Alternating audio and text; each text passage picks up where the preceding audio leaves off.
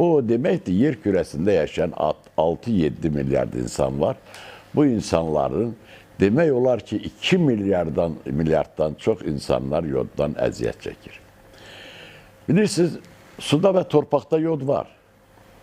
Yod amma çatışmır, normadır. Bir sutka ərzində hər bir şəxsə 100 pikoqramdan 300 pikoqrama qədər yod lazımdır. Normada. Norması budur, ən aşağısı. Yəni, hamilə qadınlar üçün nisbətən çox, deməli, 250-300 pikoqram, amma digər insanlar üçün ən azı 100-200 pikoqram yod lazımdır.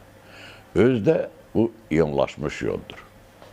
Mən özüm sizə və öz-özümə sual verirəm.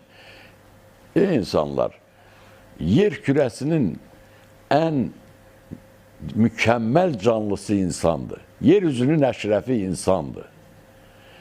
Nə üçün ceyranın balası, cüyrün balası, heyvanların balası anadan olan kimi yeriyə bilir, qaça bilir.